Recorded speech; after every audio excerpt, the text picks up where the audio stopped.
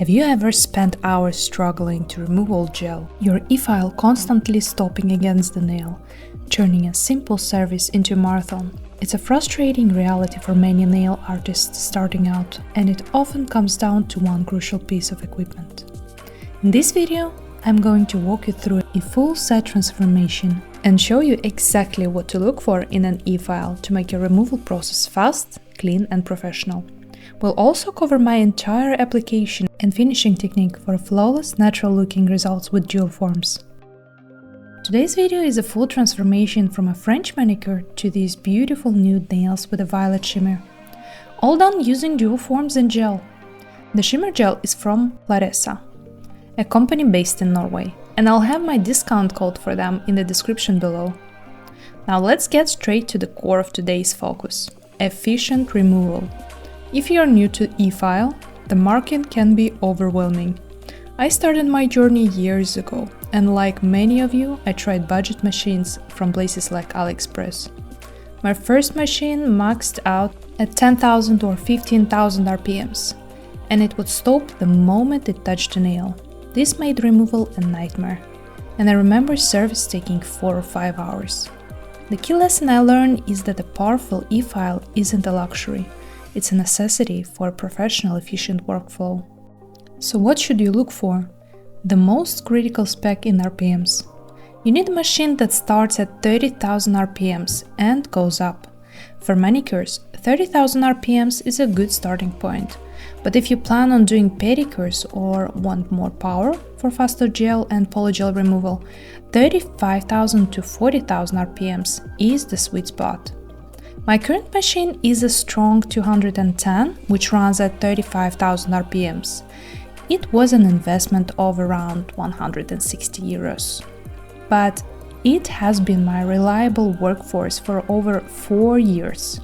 One thing to note is that its handle is quite heavy. For those of you concerned about hand fatigue during long sessions, a great alternative is the Marathon brand. They offer this same power and quality with significantly lighter handle. For the actual removal process on this client, I used a coarse black grit drill bit. I find this remove material much faster than the red or blue ones. I start by lightly breaking the seal and then working from left side to the right, removing a good amount of material at once. The goal is to be efficient but safe. With an e-file spinning at 30,000 rotations per minute, you must keep it moving. Never stop in one spot, or you will damage the natural nail. With this method and the right tool, I can now remove a full set in just 6 to 10 minutes. After removal, we moved to prep. I pushed back the cuticles and then used a 180 grit file to clean up any leftover product near the cuticle line. You can use a flame bit for this, but if you're not comfortable with the e-file there yet, a hand file gives you perfect control. Go from the middle down to the left and then from the middle to the right, ensuring all edges are sealed to prevent lifting. I always work with a dust collector to keep the station clean. It's a game changer for a professional environment. Next, we prep the nail bed. I dehydrated all 10 nails, making sure to cover the entire surface, including near the cuticles. Watching the nail turn completely dry is a sign you've done it correctly. And this ensures maximum adhesion. For this client, I used an acid primer because the nail bed was a bit damp. But I typically use a non-acid primer. It's about assessing the needs of the nail. Then I apply the base coat. The thickness can vary.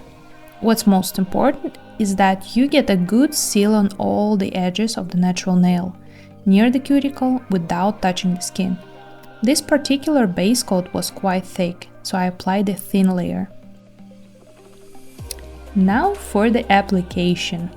This client has her own set of dual forms that I reuse. Once you find the perfect form for a client's nail shape, it saves a tremendous amount of time and ensures consistency. I clean them after every use, and they can last for dozens of applications. I use a 5-watt mini lamp for spot curing during application. I place the form at a 45-degree angle starting just below the cuticle, and then press it upwards to avoid flattering the cuticle area. A critical point here: if your client feels warmth during curing, you must stop immediately. That heat spike indicates the gel is curing too quickly and can be painful. It should not hurt. After applying the form, I always remove any gel that has seeped underneath before doing the final cure. I cure each nail for an extra 2 to 3 minutes, regardless of the gel's thickness. An undercured gel is a leading cause of allergies, as the liquid chemicals are still active. Once it's fully cured, it becomes inert, hard material. After wiping off the sticky layer, we begin filing. I start by filing underneath the nail to smooth it out. Then I establish the length across all nails. Even though natural nails are different lengths, you file them to appear uniform. This client prefers an almond shape, but at this shorter length, an oval is the most structurally sound and aesthetically pleasing. I file the shape first, then reduce the thickness on the sides. After the bulk of the filing, I go back with the flame bit to clean up the cuticle area. It's very rare to have zero cleanup after the dual form application. This step doubles as your final manicure, tidying the cuticle and ensuring a perfectly clean line. You'll see me do a very careful cuticle trim. If you see only a tiny bit of dead skin, it's often better to leave it or use a ball drill bit to smooth it rather than overcutting. After cutting, I always go back with the ball bit to polish any leftover skin.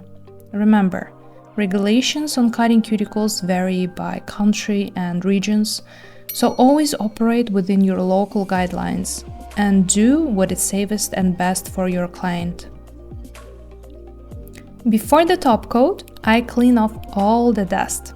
I recommend 70% alcohol for this, as 99% is too harsh for the skin and meant for disinfection only. I apply the shiny top coat, and as a final touch, I used a fine grit bit to clean up the underside of the nail for a completely polished feel. The final step is sending the client to wash their hands, which reveals the beautiful final result. So, the key takeaway from today is that investing in a quality e-file with at least 30,000 RPMs is what separates a struggle from a streamlined professional service. It transforms the most tedious part of the process into the fastest.